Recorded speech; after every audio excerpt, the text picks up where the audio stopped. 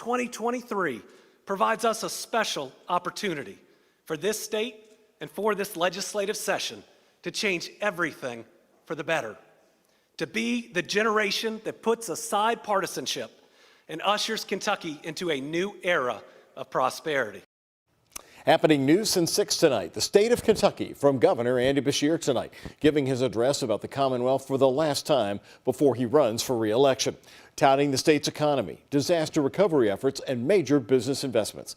WHAS 1119's Bobby McSwine and photojournalist Ian Hardwitt are live right now at the state capitol at this late hour. And Bobby, is the governor hoping that his current momentum gets things passed by the Republican supermajority there in Frankfort?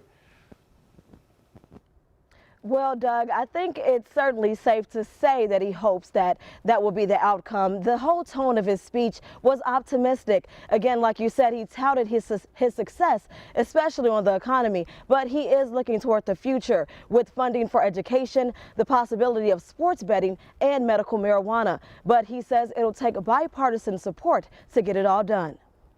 And we push politics aside. There is nothing that we cannot achieve. Governor Andy Beshear giving what could be his last State of the Commonwealth address Wednesday night. Our future is brighter than it has ever been. Beshear focusing heavily on the economy, saying Kentucky has seen the best 2-year period of economic growth in state history. He points to more than 42,000 new jobs and an 11.5% increase in wages across the state.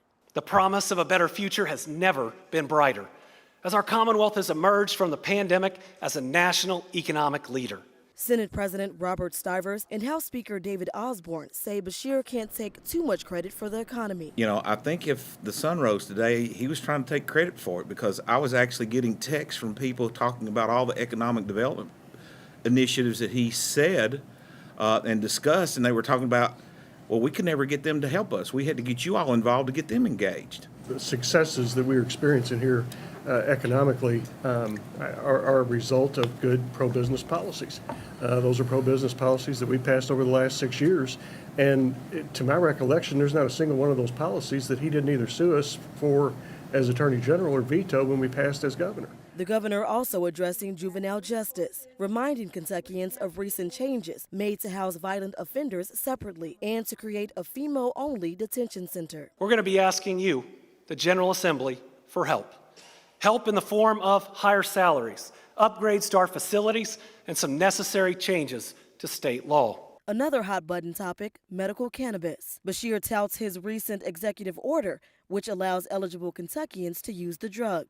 Stivers says more research is needed. As for education, Beshear continues to push for universal pre-K and a 5% teacher salary raise. GOP leadership says with a new education chair, they expect creative, long-term solutions to fill the roughly 11,000 teacher shortage. And again, GOP leadership says Beshear shouldn't take credit for the strong economy. But when asked about the recent $1.6 billion invested for the Brent Spence Bridge, they said they do give credit to the Biden administration for working with Senator Mitch McConnell on providing that funding. I'm live in Frankfort. Bobby McSwine, the WHAS 1119 on your side.